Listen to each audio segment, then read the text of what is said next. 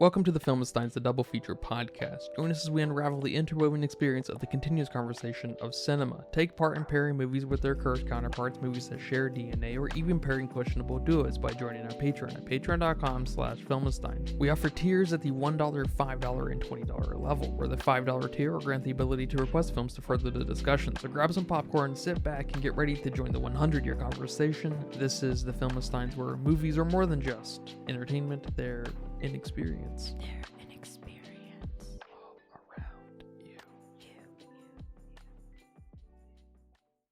And welcome back to another episode of the Filmistines. Thank you guys for joining us today. Today I'm joined by my triathlon friend, Lucy.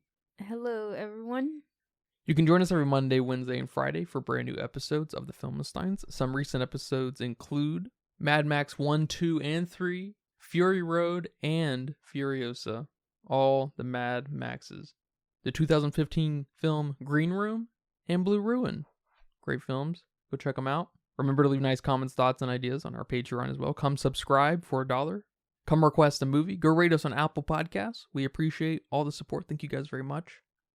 Are you stressed and filled with anxiety like I am? Maybe in a bit of pain from that car accident you had a few years ago? Well, the sponsor of today's episode, Hempville CBD, has us covered. They have the highest quality products created by chemists and doctors. Hempville carries everything from CBD to THC dispensary grade without those despicable dispensary prices. Order your Delta 8, 9 edibles and vapes along with the THCA flower and get free shipping when you spend $50 or more at HempvilleCBD.com. Check out the link in the description for more details. But today we are discussing the widely celebrated Simon Cellan Jones 2024 film, Arthur the King, with Mark Wahlberg. I'll just start off by saying that this is a dog movie. Should we have killed the dog? Yes. Is it based on a true story and that prevents us from killing the dog? Maybe. Also, yes. Is this a story about how it's okay to retire and in fact you should find other avenues to spread your love and find other pleasures in the world? Maybe. No. He doesn't learn that here. That's the wrong movie. It is the wrong movie because Arthur the King here is just a mirror image of him, and he doesn't learn anything except that he only loves himself. I don't know if I quite agree with that. But this was a mildly surprising movie. It's much better than the recent Mark Wahlberg film I saw, Father Stew. That was a big train wreck. We go out on an adventure in the Dominican Republic for a few days. We run into a dog several times. We have a really crazy zipline scene. And our team doesn't even come in first place. I always thought people who liked these dog movies were fictions of a certain zeitgeist. But I sit across someone who genuinely loves dog films, especially the ones where they die. How did you feel about Arthur the King? No, not especially the ones who die. What gave you that idea? You like crying. He didn't die here and I was bawling. They don't need to die. Let's start there. I am against doggies dying in film. That's one thing I do stand for. Stop killing the doggies, which we have, and I'm glad. Yeah, I like this movie. We get a dog movie. It was very heartwarming. It was a good movie about perseverance. And I like that we get quite a bit of the dog, actually. Because we sort of have this perspective switch between Mike, is that his name? Michael? And Arthur. We see bits and pieces of Arthur's life, his suffering, people being mean to him not feeling so great, and then we have Mike being a human. I don't know. Is he suffering? I don't know. Is he angry? I don't really know. Mark Wahlberg is maybe not the best person for this role. I don't know what role he's the best person for, because I don't think there's a standout Mark Wahlberg film. But he's in the Ted movies, right? Yeah, those are probably his claim to fame. Okay, I've never seen any of those. Don't plan to see any of those unless a fan is going to request them. So if that is what he's good at, then he should stick to that. But we eventually have Mike and Arthur meet up in the middle, and I like that. Usually we focus on the character, the human, and we give them a dog instead of focusing on the dog and the human, and we make them friends. But I really loved Arthur's tenacity, which is why I don't agree with you saying that they mirror each other, because obviously Arthur has more balls here, and he actually went through something and survived. And I don't know what Mike went through. I don't know what he survived, but I guess he supposedly did. But I love the ending of the movie as well. It was very flawless. It felt very plot twisty, although a lot of people on the internet say it was pretty obvious. I'm sorry, it wasn't obvious to me. I didn't know the original story, so maybe that's what they mean. But everyone can always call out these plot twists that I don't seem to get, and I call bullshit on that. But the movie looked good. The forest looked great, but it definitely suffered from some things. It suffered from acting. It suffered from pacing. The characters were not as friendly and developed as I would have liked them to be. This is a movie about a team, and there was no team spirit here. It maybe even had some plot holes. Or some theme issues. Not quite sure. But overall, it was a nice watch. It was a nice family movie night. And it was ridiculous how much I couldn't stop crying. Yeah, the glaring issue with this film is its parallel stories of Arthur and Michael. Because Arthur does go through something. He goes through trying to survive and trying to find his place in the world. Michael comes from luxury and privilege. And of course he worked very hard, him and his wife, to have their house and live where they live and everything and do what they do. I guess. Presumably, right? You know, they have a Presumably. nice place and whatever. He's able to just run off for a couple weeks. And Is that the dad's money, though? Is that what I'm kind of what's her money? getting here? Because he's mostly broke, right? Well, he works for his dad. There's that implication almost that, you know, when you work for your dad just gives you money. You're on his payroll. Are you working? I don't know. I mean, that's fair. I thought it was kind of funny, this little hang up of how he doesn't have money to bring his team early and stuff, but he works for his dad doing whatever. He lives in that house. It's just kind of a funny mixed bag of, What? yeah, like, I don't, Really?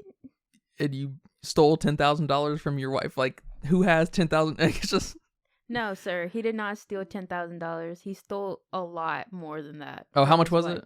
Like $50,000.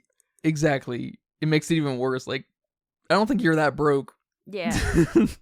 So it makes the parallel stories a little strange because they are supposed to mirror each other. This is very clear to me. And it's clear through his attitude, because his attitude indicates that exactly what he explicitly says, that he's a survivor. Yeah, and then there's this conversation he has with his wife when they're on the phone, and she's telling him he's a fighter, talking about Arthur, just like you. And I was like, excuse me, what did he fight for? Arthur's fighting for his fucking life. Yeah. It's a funny parallel that's not so parallel. They're sort of perpendicular to one another. Yeah, it was definitely a miss making Mike the way they did. It's almost like he was supposed to have a transformation similar to Arthur's that he never had. I'm sorry, but there's no transformation from always wanting to win a race to stealing money from your wife to make the race happen, lying to your teammates. And then at the end, we're just supposed to now, all of a sudden, because he found a dog, assume that He's a team player now. he's a team player. Is he going to tell his wife? She don't know, or she knows, and she's acting all stupid about it.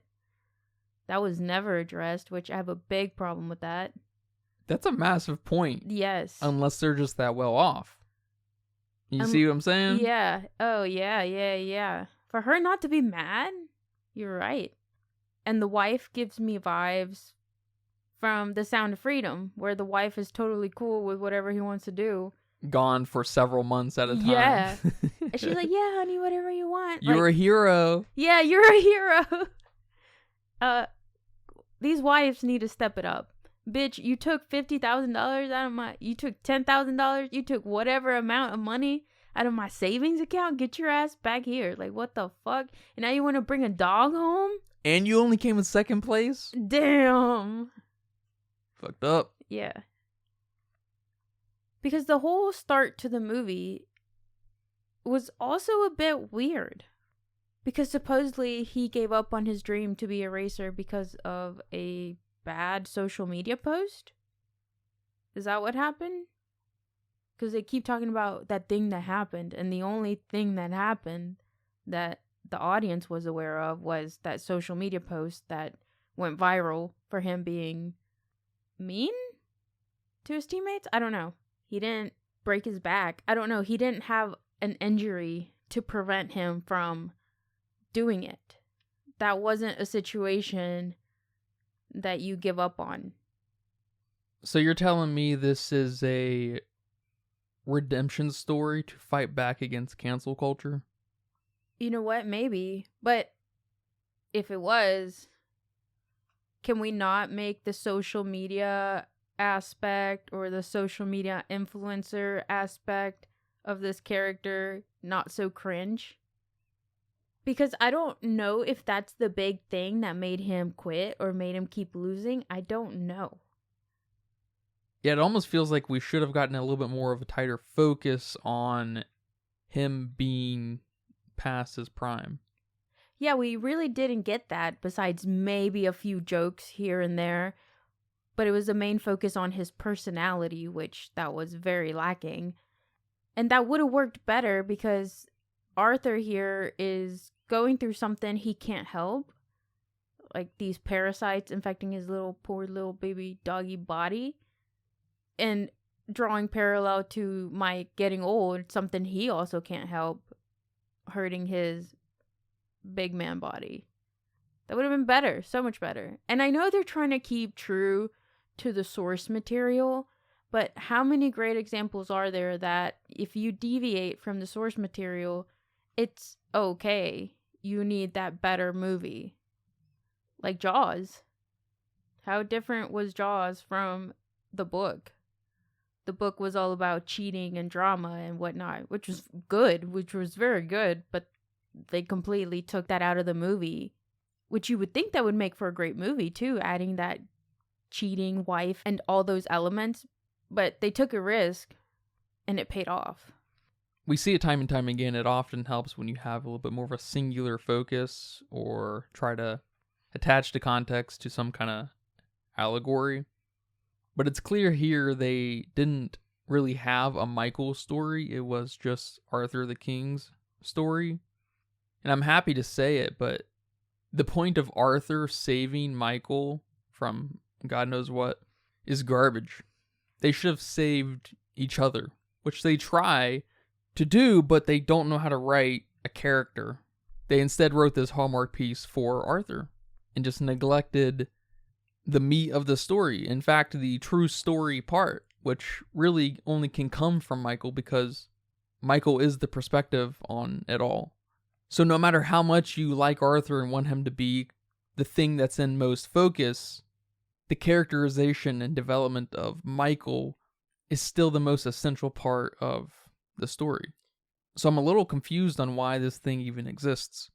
Well, they just wanted to tell the story of the true story of Arthur, which I'm reading that fans of the original story already feel that this movie didn't do justice to the source material. So you fucked up either way. Because I think apparently Arthur was a retired rescue dog, and nowhere in the movie is that mentioned. Nowhere is it even implied. And that would have kind of helped let us know why he could follow them for so long. But Michael's not the only character I have issues with. It's pretty much the whole team. There was just no chemistry between them. They didn't feel like they were a team. And that's okay because I think that's what they were going for in the beginning. But then towards the end, they still didn't feel like they were a team. They didn't feel like they even wanted to hang out with each other, which is a big point to this movie, that Michael is now a leader and he's now able to cohesively put his team together. I know you mentioned the zipline scene earlier, and it was actually a very decent sequence. It was probably my second favorite part of the movie. It was super suspenseful. It was insane to watch. And that was it. We didn't have any of this other craziness in the other parts of this marathon racing, whatever it is.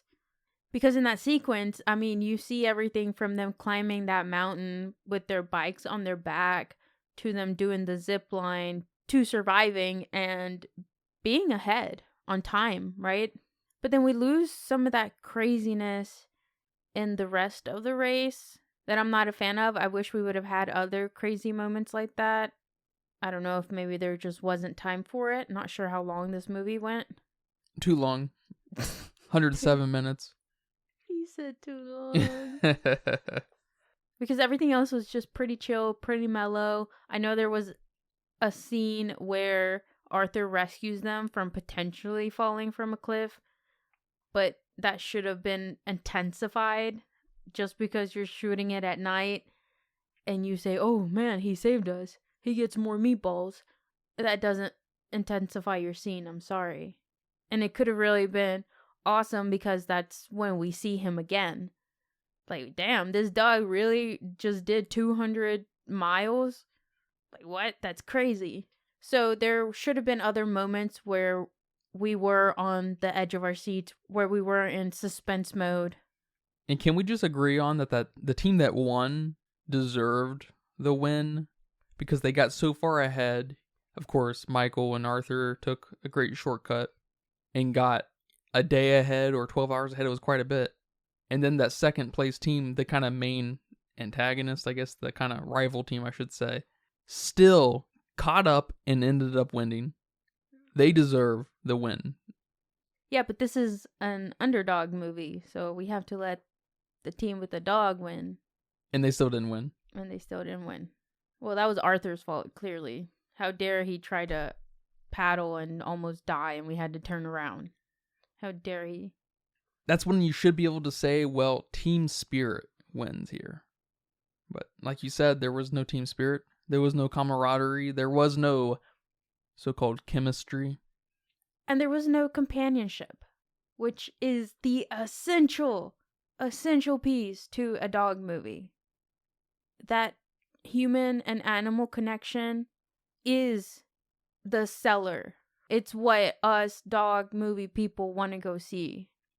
Where's the moment where you will do anything for your dog? I guess here is where he decides to take him to America, so I guess we do get a little bit of that towards the end.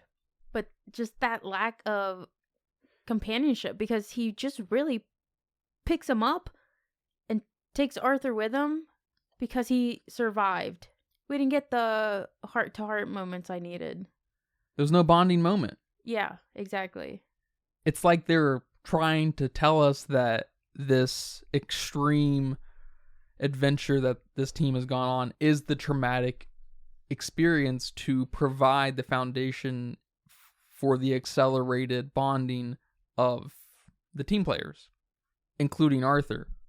This isn't Society of the Snow, where you have a plane crash and you force some kind of, shared traumatic experience, right? That's going to live with them for the rest of their lives, and it's going to bond them in a very specific way. This race is not a traumatic experience. There may be some traumatic things that happen to the individuals.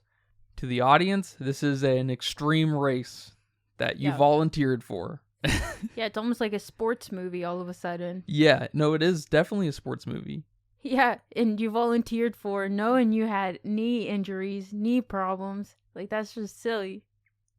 The writers and director here, Simon, have no idea who the main character is. And they have no idea what the focus is in this film. Yeah, but I think I started crying when they left him because it was dangerous for the dog to be in that little kayak thing. I don't know what those are called. Looks like kayak. And they left him. They left his ass. What teamwork? Okay. Camaraderie, my ass. But whatever. Okay, regulations, rules. All right. I'll take it. And then this motherfucker starts swimming. And I lost it. And since that point on until like 5 minutes after the movie ended was when I stopped crying. I don't know how long that is, but that was pretty long. It's probably the longest I've cried in a movie since Godzilla -1. Well, they really give it to you because he starts swimming. You're like, I don't know if he's going to be able to fit on the kayak. They said no. They come in second place. It looks like Arthur might fucking die right there at the end. He collapses, yeah. They won't let him in the hotel, so he sleeps outside. The vet's like, man, this guy's got maybe 24 hours left in him. Let's stop his suffering. They don't want him on the plane. What's his wife gonna say? They really hand it to you. I will give you that. We know what his wife's gonna say. Nothing. Yeah, she's a cuck. Yeah, whatever that means. She'll say yes. And yeah, they just keep giving it to you, and you don't have time to recover your tears. That was pretty good. That's my main praise for it, because at that point, you don't even have to worry about their connection anymore. You don't have to worry about this character anymore. All you know now is that you're a human wanting this dog to survive. It would have been kind of cool if the entire film, or, 90% of it was from the perspective of the dog. The camera was down there with the dog. We saw more of the dog when he was by himself traveling the alleyways of the Dominican Republic. Yeah, I like those scenes a lot where he was fighting other dogs and some other person tried to give him water, but he was like, nah, I'm just going to leave. That would have been interesting. At the end, when he started paddling, we could have seen Michael and them paddling away in their kayak and they got further and further away. That would have been devastating. Oh my God. Yeah, probably would have started crying way earlier if they would have made it from the dog's perspective, though. Because we would have seen Michael and them leave a couple times, and he would have just been there. And you know what's harder than running this race? What? Sitting through this movie. Damn. But I appreciate you putting me through it. You're welcome. And thank you for watching it with me. Because I know you wouldn't have seen this if I didn't beg. That's true, yeah. Well, man, I'm very glad you liked this film for what it is. Thank you for watching it with me and talking about it here today. Do you have a budget guess for this monster of a film? I'm just saying that. Okay. Well, my guess is 65 million. Holy smokes, that is a monster of a budget. Because there was a lot going on here, and I wasn't sure what was CG'd and what wasn't. Obviously, that zipline scene did not take place in a real zipline, I'm assuming. Yeah, I don't know. It looked really good. I will give it Yeah. up for this movie. This movie looked pretty good. It did look good. So some money was spent. And we also have actors. What would you put Mark Wahlberg in? On the S, A, B, C Yeah, that. tier, not the A, B actor kind of thing. He's probably an A tier actor, but he is in B tier movies. Okay. So, I hate to say it, really. It is what it is. and then we also have Simu, who plays Leo, recently in Barbie. He's in Marvel. So, we have these not S tier actors, but definitely up there in the A. For sure, yeah. And we even have Nathalie Emmanuel, who plays Missandei in Game of Thrones. Very popular show. I've even seen it. We even have Bear Grylls. Oh, Bear Grylls. Who is that? So some money was spent. Some money was spent here. Yeah, we don't have the cheapest group of actors. I also don't know what goes into having a dog in a movie. I don't know if that's expensive. Sounds expensive. I don't know. Well, it says here that it was 19 million, Oh, shit. which is a crime. I'm way off. Yeah, this film should not have cost anywhere near 19 million or 65. Nah. 19's good.